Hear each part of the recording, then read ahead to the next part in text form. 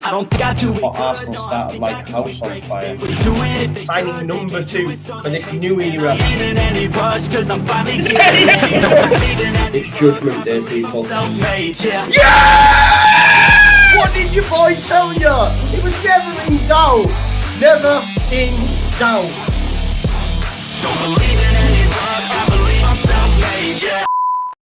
Now then, people, and welcome back to the Just Joe Football Show. And as you can see, at this moment in time, I am on my own. But don't worry, Ben Jacobs is on his way, okay? He's a very busy guy, as you would expect, covering the last week of the transfer window. So rather than have you waiting for 10 minutes, I thought I would just drop in and we can have a chat, right?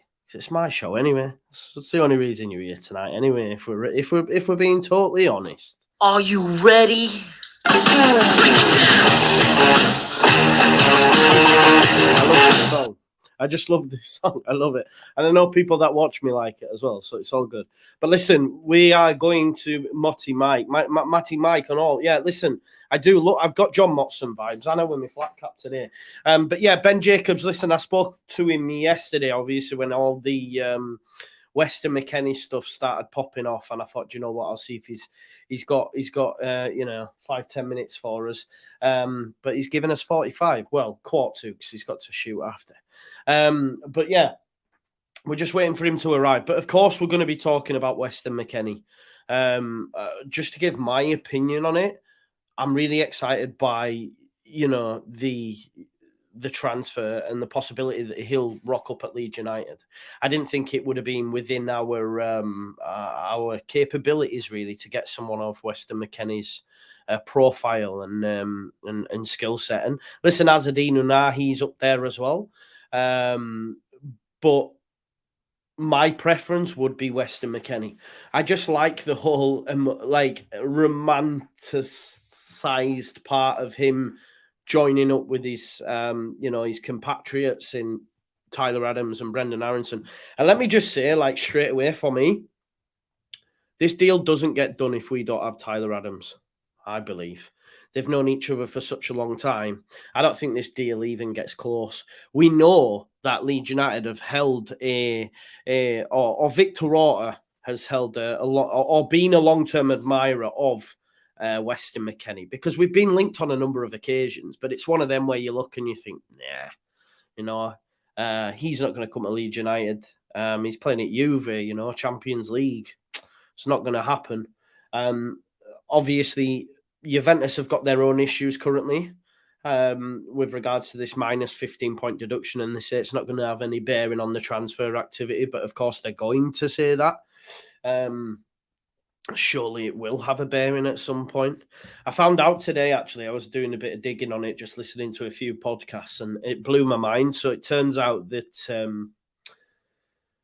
the Italian prosecution, or the Italian side of the prosecution, so from the Italian Football Federation, they've, in order to work out how they were falsifying transfer fees, actually used Transfermarkt. I was howling when I listened to it on the podcast. I was like, oh my God, like, I use Transfermarkt and I'm sat in a room in my house, do you know what I mean, on YouTube, yet the Italian Football Federation used it in court. And it got laughed out a little bit, to be honest. So the prosecution's case weren't strong at that point. But I thought that was so funny, the fact that, that they use Transfermarkt in a court of law. So anyone wants to come for me next time, I'll say, listen, this has been used in a court of arbitration over in Italy. So don't come for me when I'm using Transfermarkt. Our strips keep saying Arsenal are sniffing McKennie. Don't believe what you read, bro. I've not seen any sort of credible journalist make that point, if I'm being totally honest. All the sources are coming from people that carry gravitas, carry weight within the transfer Twitterati, at least. When Fabrizio Romano, Ben Jacobs, many others put that rubber stamp on it, then you know that it's close. By all accounts, personal terms may have even been agreed. Be interesting to see if his dad's been involved. I'm sure a lot of you will have seen his responses to people questioning Weston McKennie's skill set. he actually responds to people on Twitter and goes for them, all guns blazing, which I think is brilliant because I think he'll fit right in at Leeds United, if we're being totally honest. But know that if you're calling his son out, his dad's going to come for you. I need to watch myself, actually, don't I? Can you imagine me if Weston McKennie, after a few good games, I'm on my YouTube channel going, nah, he's like Aronson. He's he's built like a Rizzler paper, etc. His dad will be coming for me, so we've got to watch that. We're going to be talking about Jack Harrison as well. Obviously, this broke last night. A few people mentioned it, but it looks like it's carried a little bit of weight now that Leicester are actually looking at Jack Harrison. Leeds want around about 30 to 35 million by all accounts. We'll get Ben's perspective on that deal because obviously Ben's actually a Leicester City fan as well. So it'll be interesting to see what he thinks. Obviously, they have Harvey Barnes, but I was talking to Locks yesterday and he was saying, listen, there's an improvement on Albrighton, so I'd sign off on it straight away. There's also been chat about Dan James potentially being sent back to Leeds United. Leeds United don't want him, and neither would he get anywhere close to this side right now. He cannot do what Jesse is asking of him for sure. We'll wait to hear about that as well. And then obviously we can have a chat about Azzedine Ounahi and what this does for him. It seems a bit of a shame for him, although by all accounts he preferred to move to Italy, and maybe Angers may feel a little bit put out now because they might end up having to accept Napoli's bid. But with the transfer window, there will be many, many twists and turns. And like people are saying, maybe there are other clubs in for Weston McKennie, and that's something we'll put to Ben as well. But for me, it looks like it might be very close, but we'll have to wait and see on that. But like I said, Ben shouldn't be too much longer now. But listen, for me, I am very, very excited at the prospect of a midfield three that includes Mark Roker, Tyler Adams, and Weston McKennie. Obviously, everyone's been putting up the best 11s. I did mine. I think, anyone calling for Roker to be dropped is a bit mad. For me personally, I really, really rate the guy. So I think them as a midfield three. I didn't put Nonto in my left wing, and naturally that got a few bites. And I understand why Willie and Gnonto would start at the minute, but I just think this season, I think eventually will be usurped by Sinisterra. Nonto's been flying, but he's a young lad. He'll have peaks and troughs. People be saying he's our best player. Let's temper expectations a little bit. For me personally, I think he's amazing, but let's not be putting that moniker on him as of yet. I think it's a lot of pressure on a lad that's 18, 19. And I think you're Sinisterra, people are forgetting what he was doing because it's months ago now, but he scored some very, very important goals out of nothing.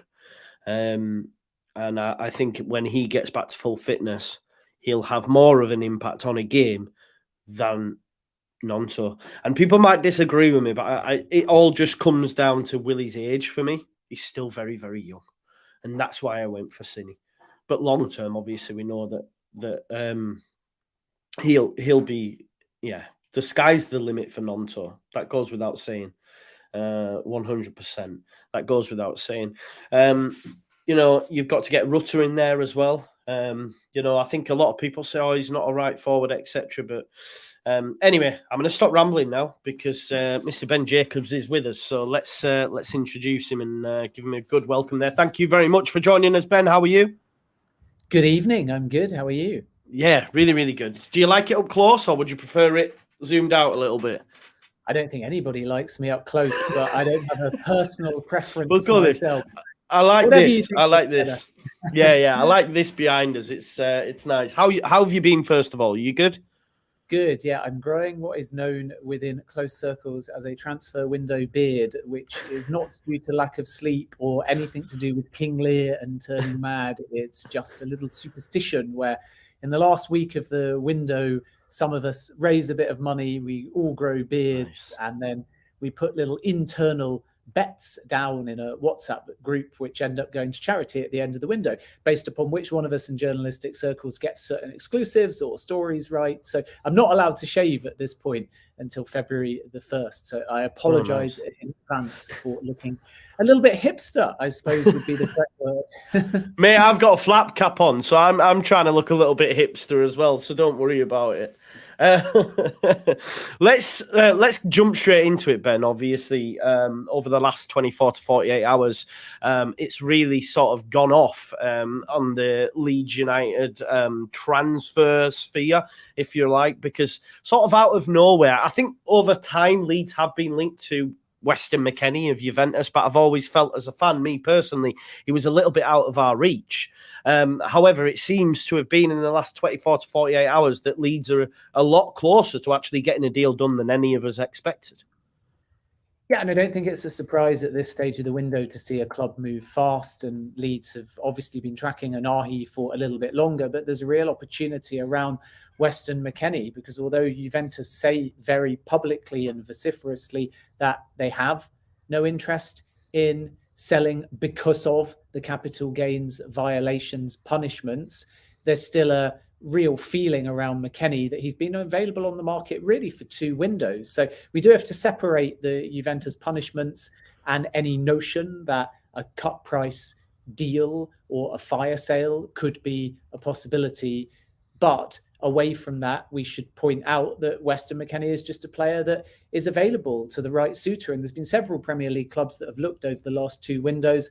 Tottenham were probably the first one to come in the mix last summer, and McKennie wasn't so sure about moving ahead of the World Cup. And in addition to that, Tottenham had their concerns about the actual long-term plan for him, and as a consequence, a loan deal was tabled originally with an option to buy, and that wasn't something that Juventus wanted, because they do want to raise a little bit of capital. So we are seeing 2 messages here from Juventus. The first one is our finances are fine for now, and the second one is actually we might need to do a little bit of business here or there. And McKennie's going to be available in the market for a little bit higher than certainly some of the reports that I've seen. I'm being told more around the 30 million euros plus package rather than somewhere closer to 20 million euros. And it's now really up for Leeds to engage and see whether they can agree a fee, because unlike Aston Villa, they've got buy-in from the player.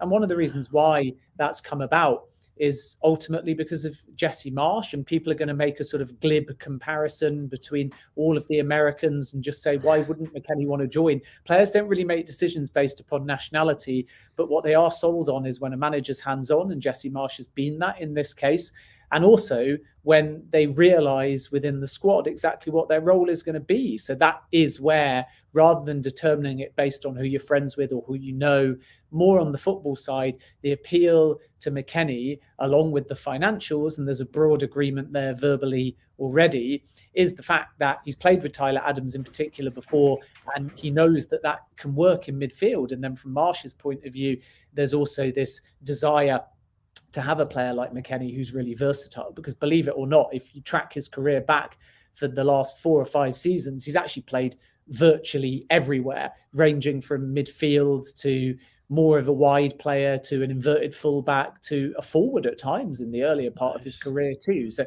McKennie's got a lot of different weapons, both defensively and from an attack perspective. He's an excellent character. He's a positive dressing room influence. And of course, he's friends with Tyler Adams of the Americans especially. And in addition to that, he will, of course, also know Brendan Aronson as well. And therefore, it's a good fit. Yep. Did he want to be involved in a relegation battle when there was first the opportunity to move to the Premier League? Perhaps not. And I think that when Villa came calling earlier in the window, my understanding is that he wanted to wait and see who else came in, because there was Chelsea interest.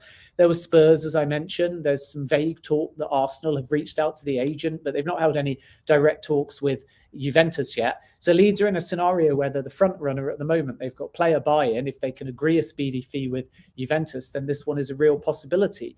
And I think that compared to Ounahi, there's maybe a bit more value in a McKennie signing if we're only looking at the financials. The beauty of Ounahi is that he was one of the form midfielders at the World Cup. But you've also got to look a bit further back than that and see what he's been doing at Angers, and also compare things like how long's left on the contract and so on.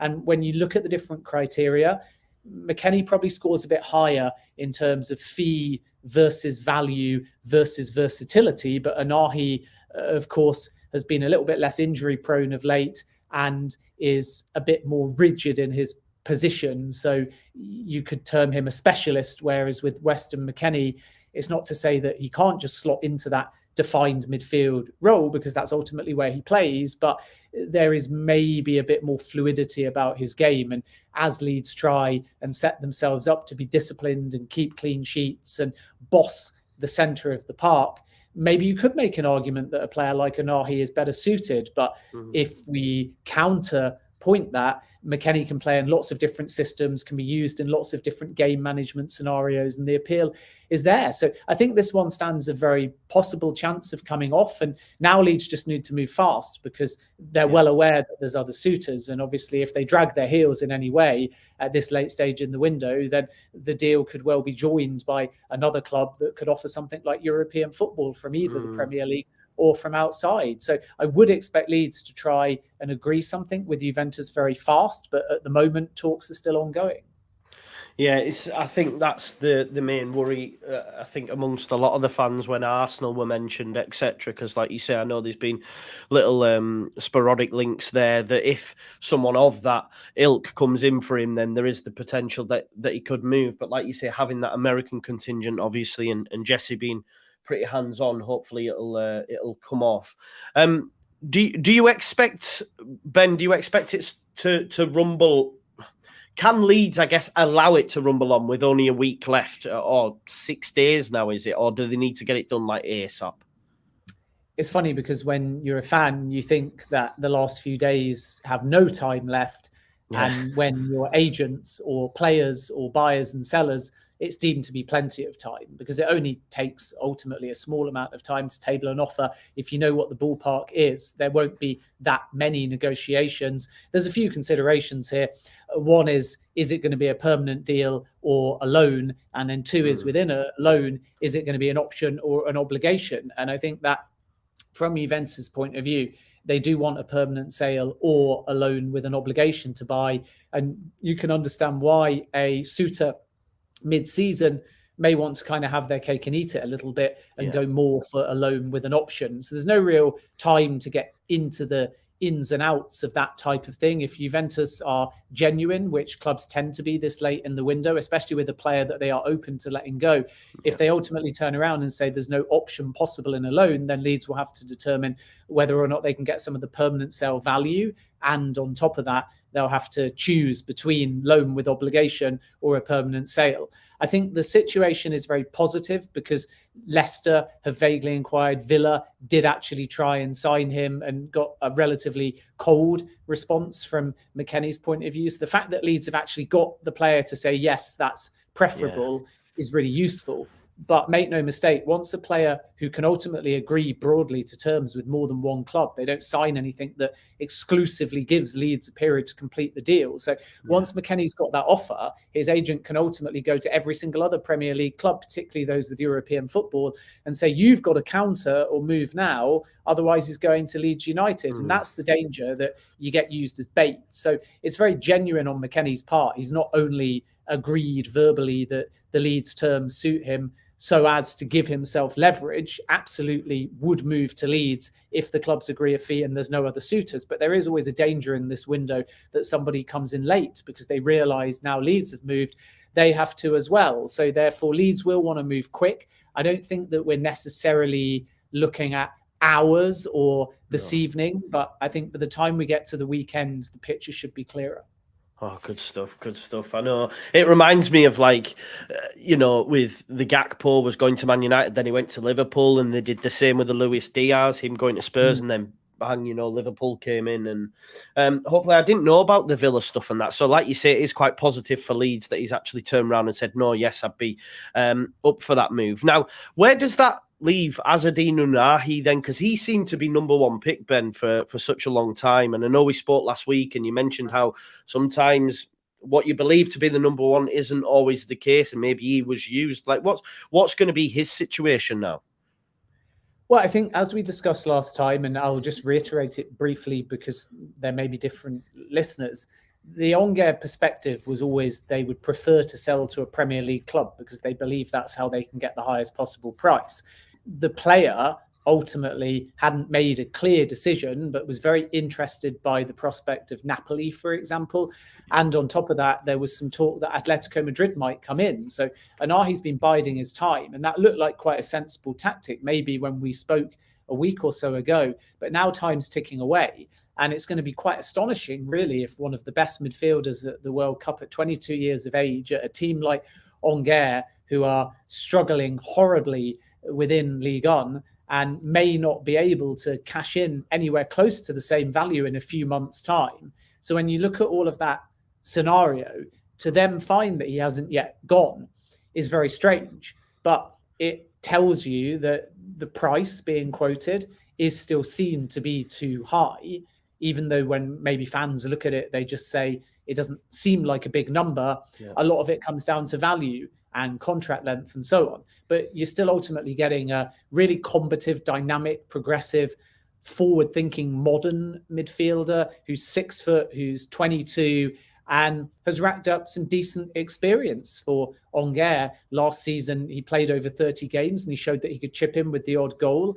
And if we go back to the earlier part of his career, he was at the previous club where he was at prior to joining Onguer. He scored relatively freely from midfield. I think he got 5 or 6 goals at Avranches, which was the team before he moved over to Onguer.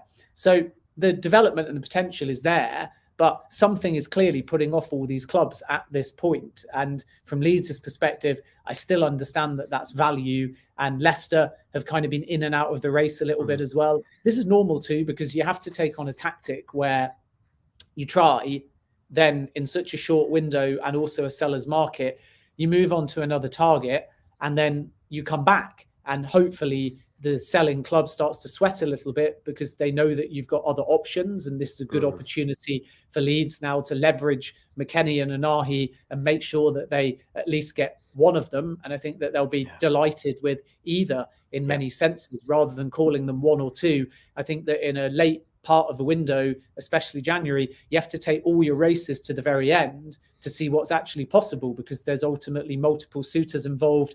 And quite a few people are going to be asking the same question at Leeds United: what happens to either my contract or the squad or the manager were we to go down? And that will be a consideration. So there's a lot of moving parts here. And as I said before, I know that sounds like we as journalists sit on the fence, but it really is just responsible journalism in many ways. You look at the Arnaut Danjuma story, and anyone that said it was a done deal, anybody that said it was signed and going to be announced at a set time, was ultimately wrong. And this is how the window works. It's unpredictable. It was the same with the Mykhailo Mudryk hijack from Chelsea to Arsenal. So we qualify not because we're sitting on the fence and trying to somehow cover our backs. We qualify because there's so many moving parts in a January window.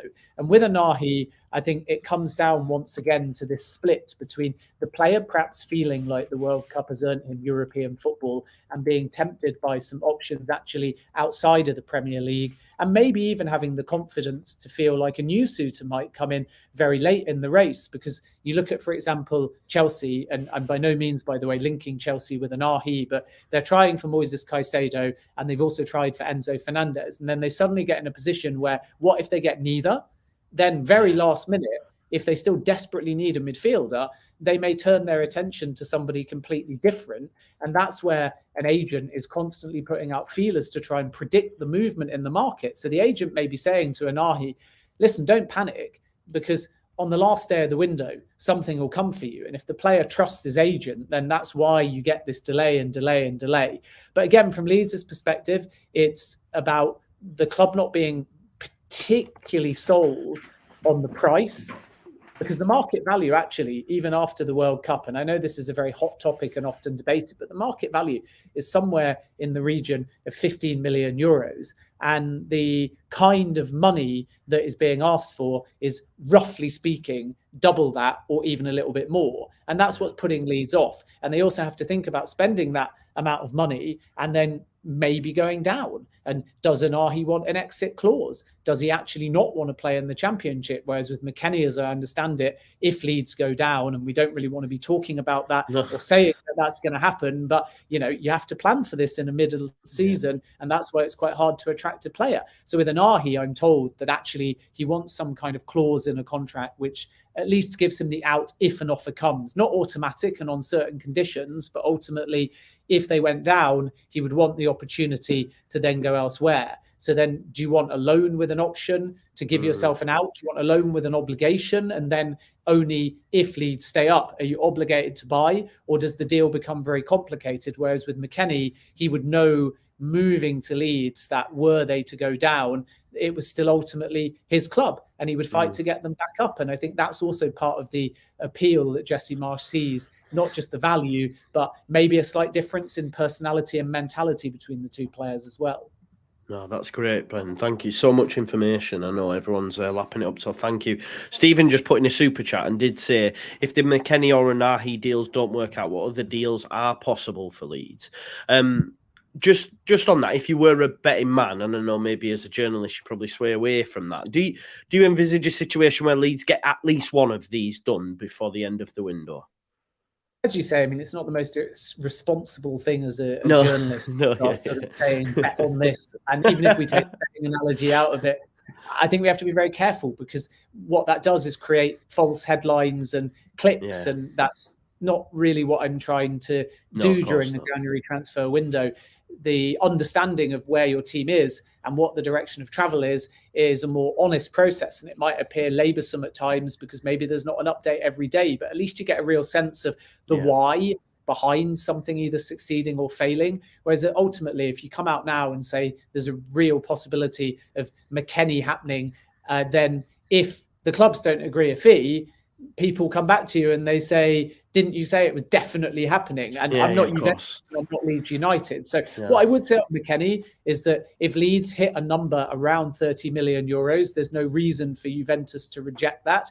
And then a deal becomes very likely. But as I said before, we've always got to be cautious of any kind of late hijack. Leeds' biggest threat, if they meet valuation with Juventus, is ultimately a late bid from a team that has European football. But Jesse Marsch and Tyler Adams have both already had a conversation with the player. So that one's heading in the right direction. I think with Ounahi, I would be less sure. When we spoke a week ago, I said that Leeds are in a strong position out of the Premier League clubs. And that is still the case. They're ahead of Leicester.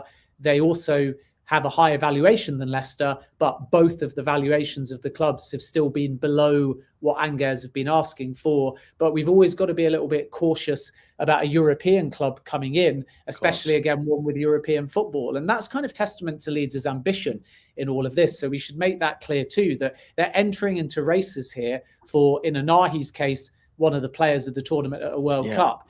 And their rivals are teams with European football. And with McKennie, the traditional suitors in the last two windows have been the Tottenhams and the Chelseas of this world. And again, he's playing for Juventus and he's been in the Champions League this season. So to get a player of his ilk and do so mid-season when you're still in a relegation fight is actually very huge, impressive. And it's testament, I think, to the ambition of the football club, who post takeover, whenever that may be, with the end of the season being a very plausible timescale, once 49 Enterprises has come in, it can be a completely different football club with a completely different level of ambition. And if they can just get through this season, you get a bit of a blank slate. So I definitely think that that will play a factor in all of this in terms of pitching to players. McKennie's basically being told, come to Leeds now, play your part, use your quality to keep us up, gel with someone in midfield you already know and like and play well with, then also be under a manager that also knows you and respects you. And then next season, you have a chance to build something that's miles away from relegation under an ambitious ownership group who are already embedded within the football club, understand the culture, understand the strategy, and are prepared to spend. And I think that there's a risk-reward element about it because we don't know what direction the results are going to go in. But I definitely think that that aspect of Leeds' long-term vision has been used in these discussions with McKennie. But it is still about agreeing something with Juventus. And at the time we're recording, there is no agreement. Yeah. That's I mean, honestly, you even sold it to me then, Ben, as you were talking there about him coming and doing all this. Even I was like, yes, I'm signing on the dotted line. Now, in transfer windows gone by, Leeds United fans may have thought, well, we're going to have to fund these deals somehow. But it's clear now that 49ers are flexing their muscles and, you know, being the ones that are putting up the funds. But the reason I sort of pose that question is because there has been a lot of chat about Jack Harrison. Now, I know you're a Leicester City fan as well, Ben. What do you know about that? Because I know Newcastle held an interest in Jack Harrison. It looks like they've maybe, you know, are not there anymore. I think they might have been linked to Anthony Gordon. What's your thoughts on that as a Leicester fan, first of all, but like on the transfer? And will he leave Leeds? I think what I find so staggering about Jack Harrison is just the fall to some extent from form and interest last season to game time form and interest now. And at the point when Newcastle were interested, there was a very high price tag. Leeds had no desire to sell. They'd obviously already secured exits for Calvin Phillips and Rafinha. So there was definitely not a desire to let Harrison go. And that's the same now, but the level of suitors around him are a little bit different. And I don't think that Newcastle maintain the same interest. From Leicester's point of view, an absolutely brilliant signing. And we know that Leicester would love to bring in an attack-minded player. They were desperate to try and get Ademola Lookman, who was on loan at Leicester from Leipzig, and he went to Atalanta and is now scoring freely. I think it's 11 goals in something like 18 Serie A games. And Leicester are missing that bit of creativity and flair, especially with James Maddison injured. And on top of that, they know probably in the summer that Maddison will exit. So Harrison is a good fit. I don't see why Harrison would necessarily want to switch Leeds for Leicester, especially not mid-season before he knows which of the two teams is ultimately going to stay up. But Leicester are there and they're looking and they're exploring attack-minded options, and he would be a really good fit. Leicester at the same time are looking at the Shakhtar winger Tete as well. So Harrison is not the only name in the mix. But it's just a strange one for me because I don't see why Leeds would want to let Harrison go. And I also feel that Harrison can still have a really important role to play at Leeds United. It's just been unfortunate in some ways that he hasn't been able to recapture the goal scoring form in particular. So still involved in 17 Premier League games. But if you look at 2021-22, when he was permanent at Leeds, and the season before when he was still on a loan spell, he scored 16 goals collectively in the Premier League. And I think 18 in all competitions. He's got 1 goal in 19 games this season. So there's definitely been a decline in the attacking output. And with that, diminishing amount of suitors as a result. So Leicester are one to watch for sure, but I've always been told that Leeds' perspective is not for sale. Yeah, that seems to be the case. As I say, it's just that running theme with Leeds fans. Oh, we're going to have to sell someone in order to fund these incomings, but it doesn't look like that's going to be the case. Another one that I wanted to pose to you was Dan James. Now, as a Leeds fan, and I hate saying it, I sort of don't see a future for him and don't want him to return, if that makes sense. And that almost feels a little bit harsh, but having seen him for a period of time, I didn't rate him as such anyway, but I know that he definitely doesn't suit Jesse's way of football. There's been a lot of talk that maybe with the Cedric Suarez deal and Arsenal, that maybe I think Dan James could be sent back to Leeds, and then I guess Leeds would then look to move him on elsewhere. Do you know anything about that at all, Ben? As you say, you've outlined it, and there is a problem for Fulham because if they do bring in another loan transfer, then they're going to have to deal with one of the 4 that they've already got, and Dan James is one of them. Or, of course, they could actually sign Cedric and... Oh, I think we've lost Ben there. Looks like his video's gone. Are you still with us, Ben? Oh. What a nightmare. He was just about to give us some real on the money Dan James news there, I'm sure. It is Ben and not just me, is it? It is. Right, okay. That's all right. I hope he's all right. What I'll do is I'll pop him out and hopefully he'll come back in. I was thinking, whoa, what's going on there? But loads, yeah. Fabrizio Stockton says Thomas. Yeah, maybe that was the case. But absolutely loads of information there. The Dan James stuff, as I say, it'll be interesting to see what happens, because I believe by all accounts they're looking to do Cedric Suarez from Arsenal, the right back. If they're looking to bring him in on loan initially, what does that mean for Dan James? Because they'll have too many loans. I'm not sure on the actual figure of how many are allowed in the Premier League. I wish I knew that. I wish I could give you that information, and that's why Ben would be able to give you that information. Let me just check. Ben, are you there? No, he's definitely gone, isn't he? We'll have to wait to see if his picture comes on, but let's have a look. We've got about 10 minutes. Oh, he's messaged me. Let's wait and see what he's saying. Ah, right, okay. No worries. His computer's gone on him. But that's totally fine. Let me just quickly message him. There you go. So yeah, I think there you go. Joe Barron says in the comments 2 domestic loans. There you go. So it might be big up Jer in the chat as well. I think watch out for Jer's channel. We'll be doing a transfer stream on Friday, myself and a few others. So big shout out to Jer at Leeds United. The View. He says Premier League clubs are allowed 2 loans from 2 Premier League clubs. Right. Okay. So if they are indeed looking to get Cedric, then. Just bear with us one sec. We might have a different Ben back. Ben? Sorry about that. It's totally fine, mate. Thank you for coming back. No worries. So we were just talking. I know you've only got about 10 minutes left anyway, but it was just to chat about the Dan James saga, if you like. Yes, so it's an intriguing one because Fulham have maxed out their loan quota, and therefore when they make this new signing, they could explore a permanent transfer, but if it's a loan, they're going to have to send somebody back or obviously sign any of the existing loanees. So there are a number of different options here, but you're right in pointing out from Leeds' perspective, they don't necessarily want Dan James back. He's not seen as part of their short-term plans at this stage, and it would be another player returning, therefore, that would be on the peripherals, and it doesn't either suit James or Leeds United. And there's so little time left in the window, of course, that if he is sent back in any capacity, then suddenly you haven't really got that ability to find another solution.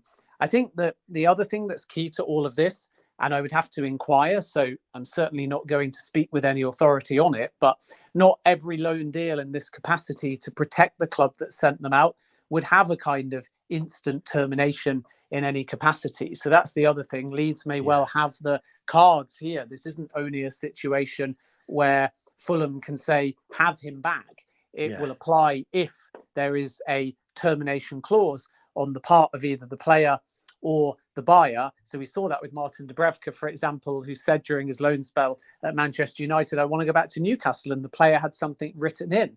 And in this case, it will all just depend on the wording of the contract. But if Leeds were sensible, they wouldn't have allowed it to be terminated at short notice so as just to return the player.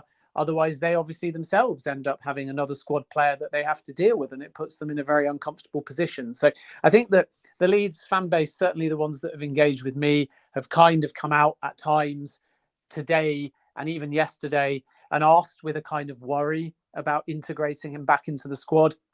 And my understanding is that Leeds will have the ability to very much control the situation. And of course, if there is no ability to bring him back, they don't have to do Fulham any favours just because their loan quota is full. And that's an important point to bear in mind during all of this. Yeah, no, that's great. What I just wanted to, because we've only got a couple of minutes and a few people have asked, and I don't know much about him, and I just wanted to check if you did at all, Ben.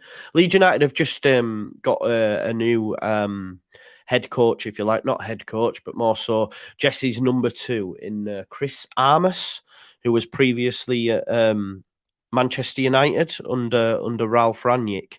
Obviously, I think he played in the States as well. I just wanted to know if you had any sort of information on him at all, and how he's seen, because I think a lot of Leeds fans are taking what Man United fans are saying as gospel, as him being a bit like Ted Lasso, if you like. I just feel it's a bit of a easy comparison, an unfair comparison to make. It is, and it's true that he was billed in that kind of capacity, and Manchester United fans had a little bit of a laugh about it, but that is not reflective of the character or his talents. So Leeds have indeed confirmed Chris Armas as a coach, and very much a move on the club's behalf to replace Mark Jackson, who went off to MK Dons earlier this season. And Jesse Marsh has been looking for a kind of new assistant coach ever since. And Armas has obviously got Premier League experience, which helps. And on top of that, is known for his kind of creative ideas. He's bought into the Leeds kind of model. He's a very forward-thinking type of coach. He's very fixed on the minute detail, especially around things like data and set pieces as well. And we know that Jesse Marsh very much likes that kind of area of the game as well. He's very scientific and strategic in how he thinks tactically and sets up his team. So they should be a very good mix in that capacity. And then on top of that, as you say, he played professionally as well, and that shouldn't overly matter from a coaching point of view, but those that have obviously played the game and gone into coaching have a particular area of expertise and perspective as well. So you've got Premier League experience, you've got playing experience as well, but it's absolutely true that he has been given the nickname Ted Lasso, perhaps because of this overemphasis on what some considered at Manchester United to be full on and caricatured at times belief in players on the motivational side, on the psychological side, even on the data side, to the point where certain things were given higher levels of priority than perhaps some at Manchester United thought they should have been.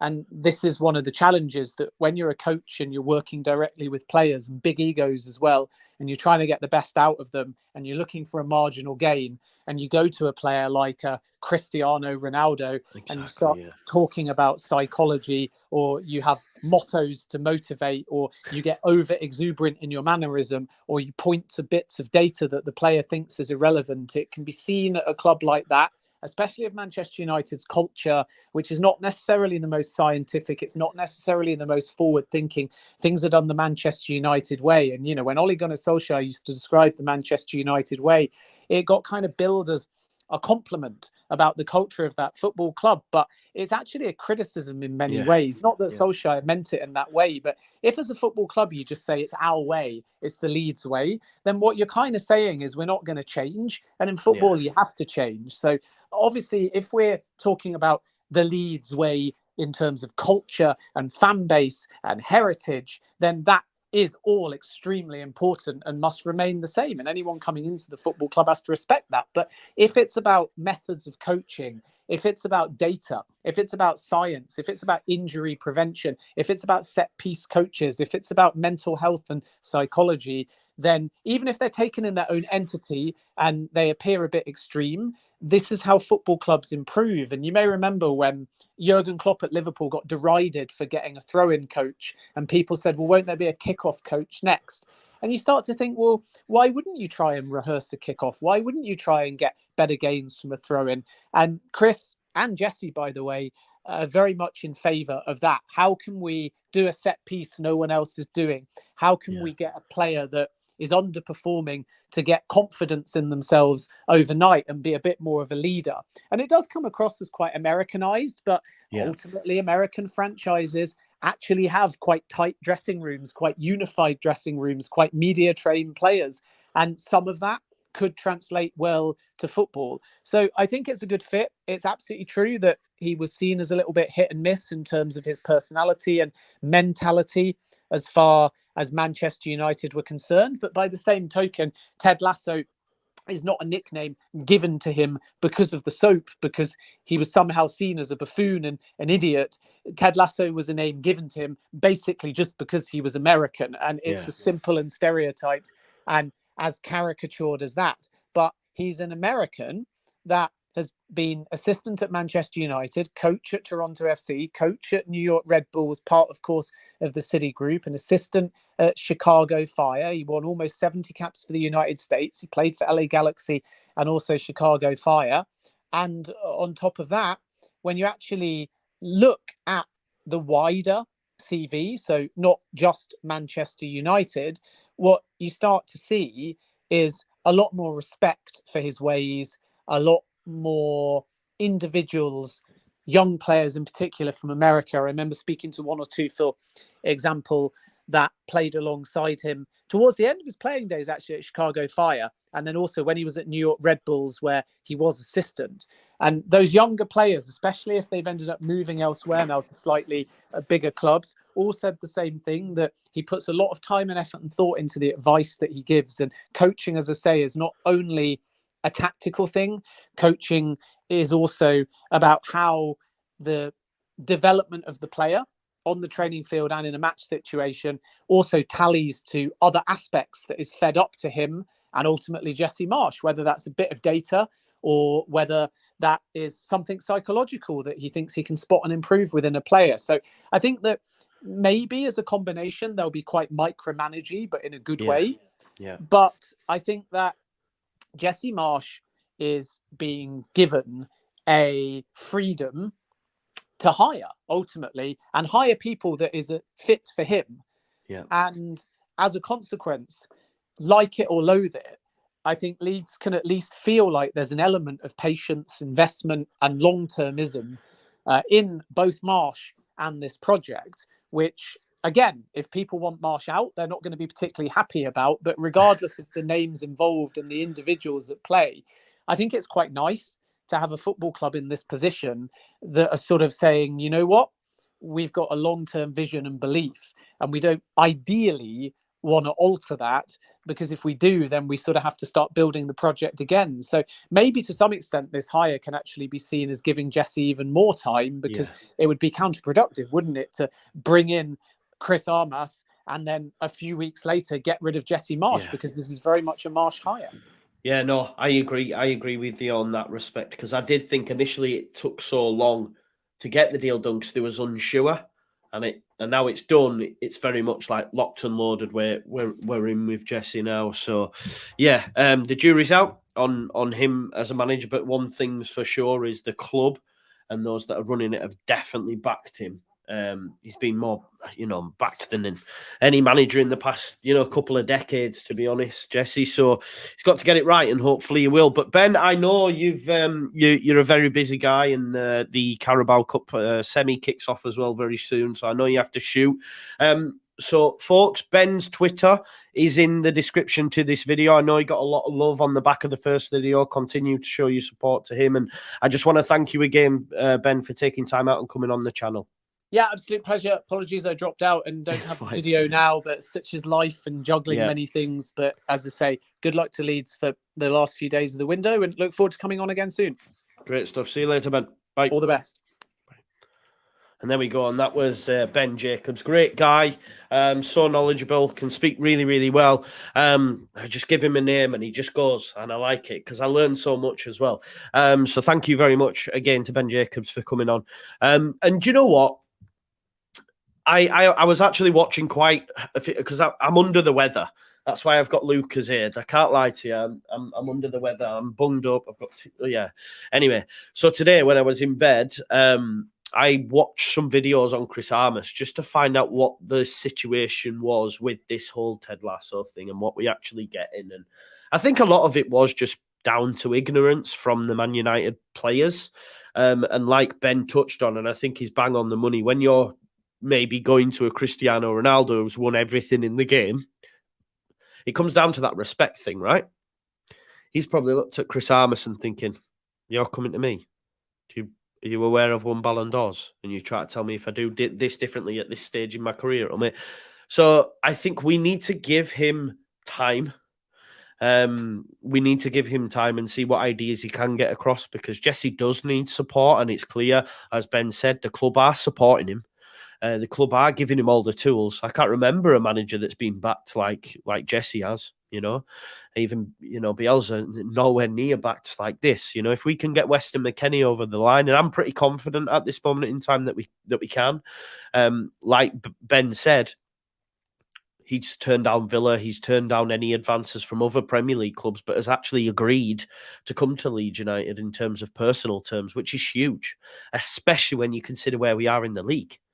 And like Donny sees, it does look like Jesse's here for the long term, Premier League or not. So that's something that I have to come to terms with as well, and that's difficult. But maybe sometimes looking at that and saying, yeah, it's not going to change. It might help with my own sort of musings after games, knowing that, okay, we are making improvements. But I have said this in the last 3 games, we have made improvements, but points win you prizes, right? And we need to get points on the boards. That goes without saying. But to get Weston McKennie would be huge. I think he's clearly the front runner now. Like I said, Victor Orta, the football club, have always been keen on Weston McKennie. He was linked during Bielsa's tenure, yeah?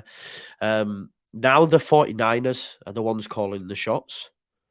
We're seeing a lot of exciting deals. And as a fan, when the takeover happens, like next summer is going to be amazing. Because already we have seen some great deals come through the door. A window that's going to have Jorginho Rutter, Vorber, Weston McKennie.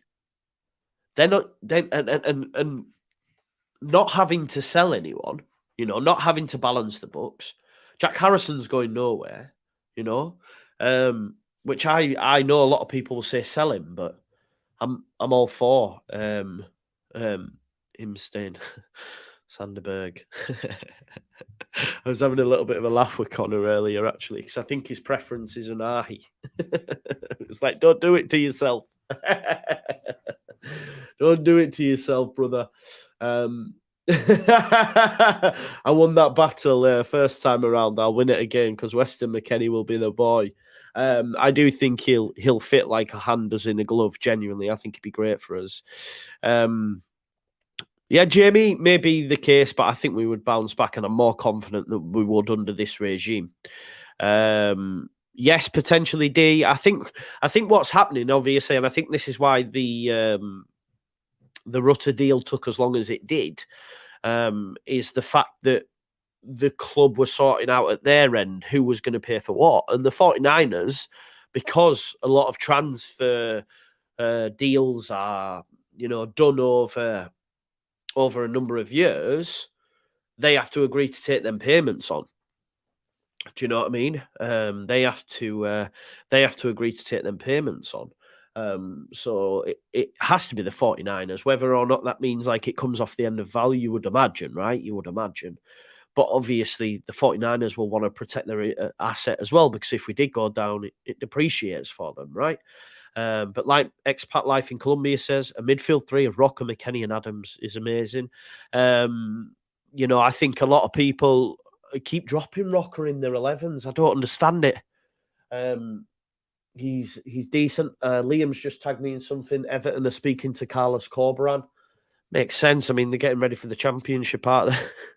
Listen, I rate Corberan though. Yeah, I rate Corberan. But if I'm any manager, and I mean this with the best will in the world, I stay away from that football club because they have such a scattergun approach. Like, how can you go from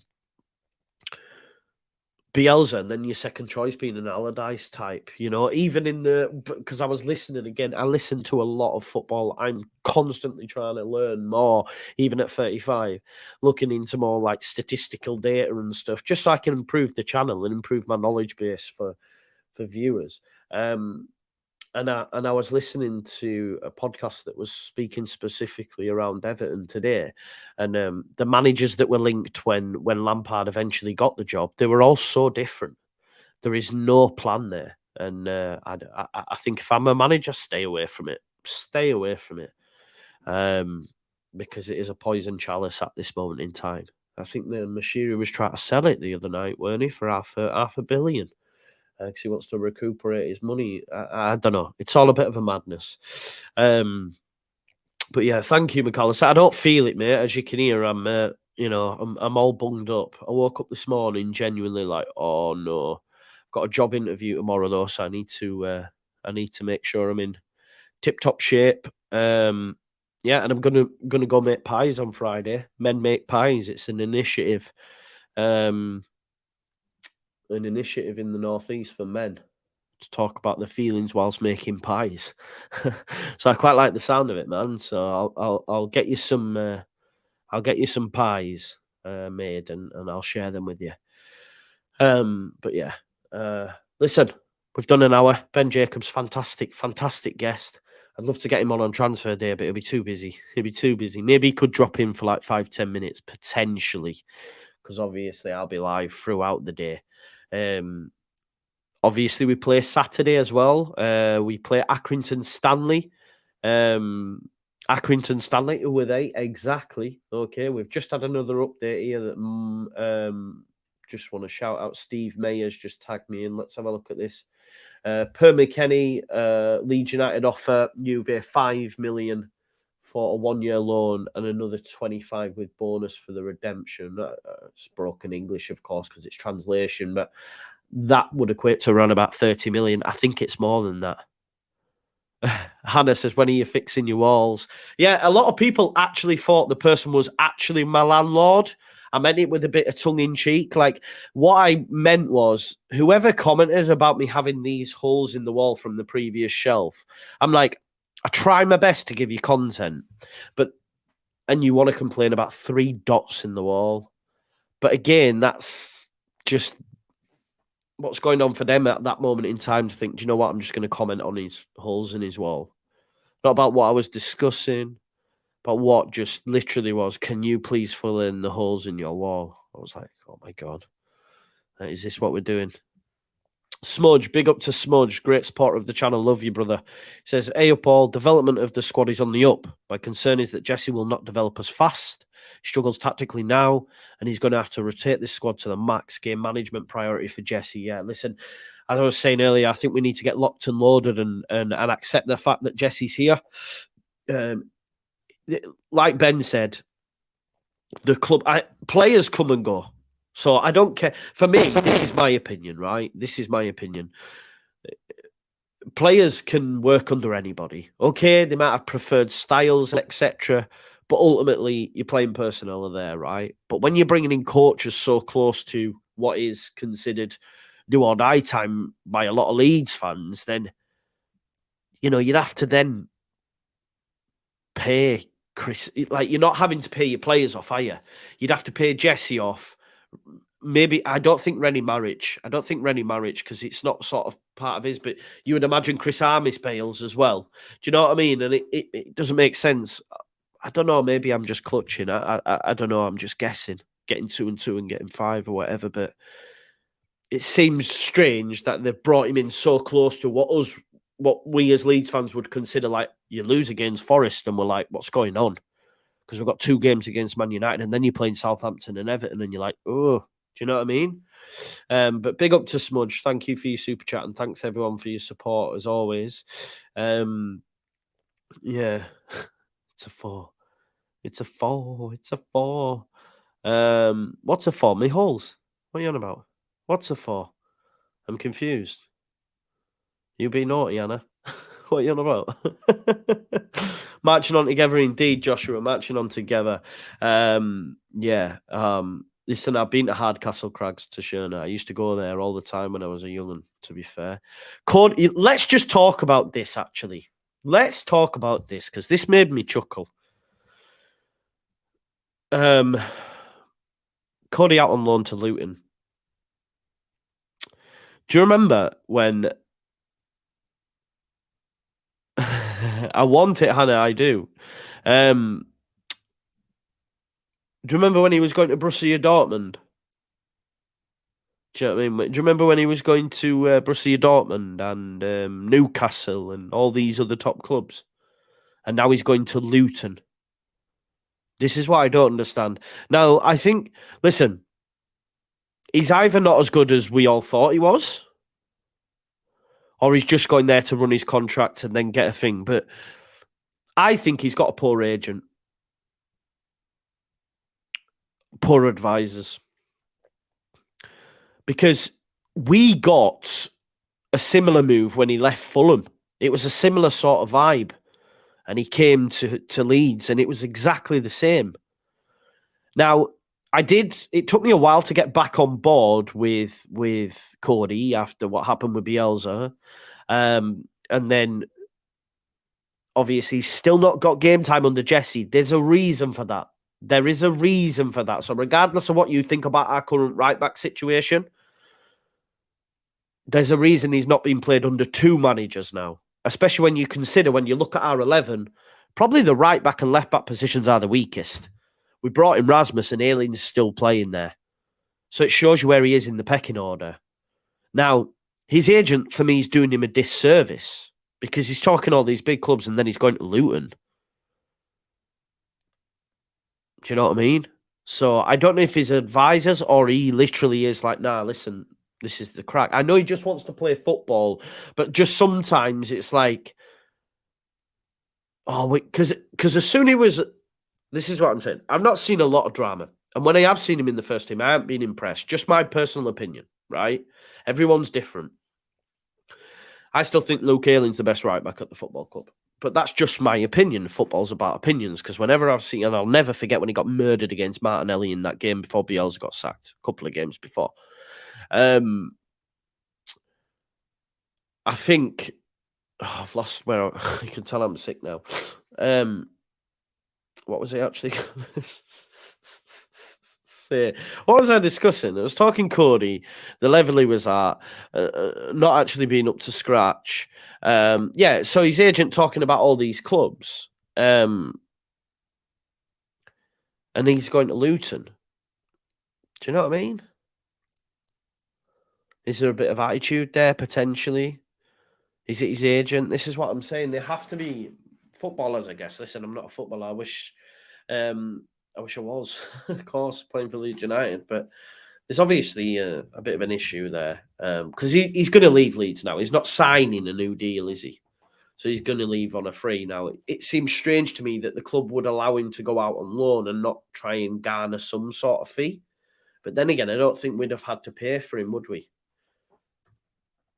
Because he came on like youth. I'm just going to have a look. Drama. Bloody drama. Probably easy like for drama for Yorkshire folk, isn't it? Drama. So we had to pay what? 440k according to Transfermarkt. 440k. Now I don't know if that was because they'd I don't know if that's because they'd like we had to play that at you know, because they'd brought him through the youth ranks. What do they call it now when you go to like a tribunal, isn't it? But I don't know if we actually paid a transfer fee. I swear his contract had just run out. So it'd be interesting to see if Leeds recoup some money back. I don't know. But to go from Dortmund and Newcastle to going to play at Luton just shows you, though. That's what I'm saying. His agent's obviously putting it all out there in the press. Yeah. Saying, you know, that he's going all these clubs. But then also drama must be going, you told me, you putting it out there that I was going Dortmund and that, and now I'm going to Luton. And no disrespect to any people, but Luton is like the arse end of nowhere. So to go from Germany to Luton, I don't know. Just mad. And I had a little chuckle. I had a little chuckle to myself because, like you say, you're never bigger than the football club. It is what it is. But yeah, listen, I'm under the weather, but I'm still here doing bits for you. I'm going to go drink my Lucozade. I'm going to go watch a new TV series. I might start Andor on Disney Plus because I do like Star Wars. Any other recommendations, let me know. But yeah, listen, thanks as always for watching. We were close to 1,000. We had like 850 at one point, which is amazing for a Wednesday night. Thank you, Hannah. Thanks everyone in the chat. Napa, Marcus May, Mark Jones, Bryn Jones, Joe Woodward, Orleans, Danny, etc. Tom says he is pitching in to fix the 3/4 holes. Is there 4? Right, no, there's 5 actually. There's 5. There's one there, one there, one there, one there, one there, isn't there? There's 5. There's 5. Thank you very much. Yellowstone, I've heard good things about. Do you know what's mad, actually? I've never actually watched Ted Lasso yet. I've never actually watched it. The Last of Us, yeah. Are they all out, though? The Last of Us all out, is it? Is it one a week? I can't be dealing with that. I've done that with Happy Valley, and it's doing me head in that I've got to wait 2 more weeks. Yeah, so I have to wait and see. Yeah, Ted, I do need to watch it. I do need, and I can get like free Apple subscription through my phone. So yeah, I'll have to do that. Yeah, 1 per week on Last of Us. I'll wait for it all to come out before I start it. I can't be dealing with that. Tulsa King. I've heard a lot of good things about Yellowstone as well. Do you know what I really, really like watching? It was the one with Anthony Hopkins, and they were robots. Oh, what was it called, man? And it had him who was in Hunger Games, who was also a robot. Oh, what's it called, man? When they go on the fighting on the ranch. Where they're fighting on the ranch, like they go to kill people and then they reset it all. Westworld. Westworld, man. What a show that is, by the way. What a show that. Yeah, I've watched Bad Batch. Although there's a new season out. Yes, those that are asking, Westworld's amazing, isn't it? Great. And do you know what? Anthony Hopkins up there as one of my favourites. He's amazing. Just because I like Silence of the Lambs as well. This is the Hawkshead Death Moth. But I really like Anthony Hopkins, just what he stands for and that as well, because he's a sober human being. And he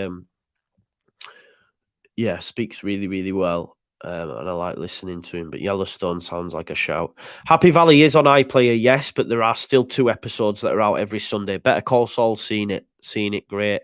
As is Breaking Bad, amazing. Last Kingdom on Netflix, amazing. If you haven't watched that, watch it out. What else is there? There's another one that's on 4OD. It's got that guy from who played what was he called in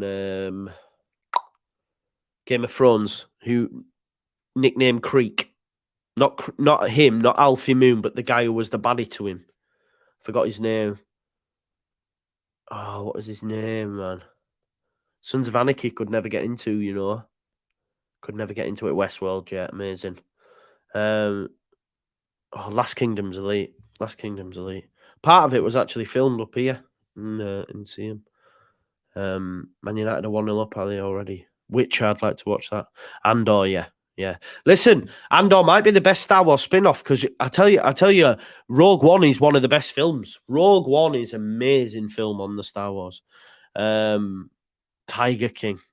Yes. Tiger King. Gone off topic. Yeah, we've gone off topic because like we were done, weren't we? And you know me, we just like chatting. And Man United won. Oh, there you go. Marcus Rashford again. If you haven't got him in your fantasy team, get him in there because he doesn't stop scoring at the minute. And they've got a double game week coming up that includes Leeds United. Yes, Hannah. I am talking about Light in the Hall. I did not know that was his name. It sounds very Welsh. Ewan Rihon. I bet I've pronounced that really well. But yes, that's the guy who was nasty and made Alfie Moon Creek, wasn't it? That's one of the saddest things ever when he makes him sleep with the dogs and that. It makes me so sad that he allowed himself to get to that level. He's like going, come on, Creek. Oh, man. And the Red Wedding. The Red Wedding, no, it's not actually. It's not my most shocking. I'll tell you my most shocking. But Red Wedding took me a while to get over. It was amazing, the Red Wedding. But if you've seen Dexter, right? Dexter, season 3, there's a guy, the Trinity Killer, who was in Third Rock from the Sun.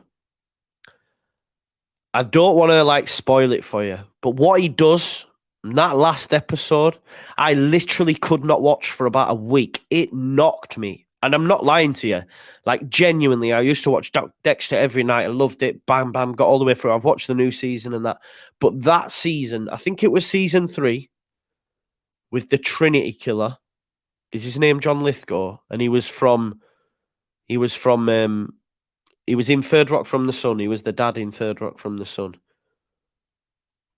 But wow, what he did at the end of that, I was like, my God. Sneaky Pete, yeah. Dexter was amazing. But that there, you'll know what I'm talking about. I don't want to spoil it for people, but you know, that Trinity killer and the end. Oh my God, man, it broke my heart. I literally couldn't watch. I was like, no way. But there you go. Right. Get on them TV series. I'm going to check a look at Ted Lasso, Yellowstone. They're the two I think I've taken away from that. Yeah, man. Glenn says, come on, talk Leeds, will you? Mate, we've talked 50 minutes of Leeds. 50 minutes. This is just a general chit-chat, checking in, making sure everyone's all right. You know what I mean? No, Benny, I think that's disrespectful to Dexter. It was brilliant, man. I've not seen Vikings. I will check it out. I wish I had hair, because if I had hair, I genuinely would go for that full-on Viking look, but I can't grow hair because I'm bald, unfortunately. But yeah, I will leave you now because I've already spoken enough, and I'm under the weather. Press conference tomorrow, Mark. Yeah. I've got an interview between 1 and 3 though, but when I get back, I'll do it. And then on Friday, we'll have preview. I think I'm going live on Jer's channel as well. 9 o'clock, I think that is, to discuss the transfer window.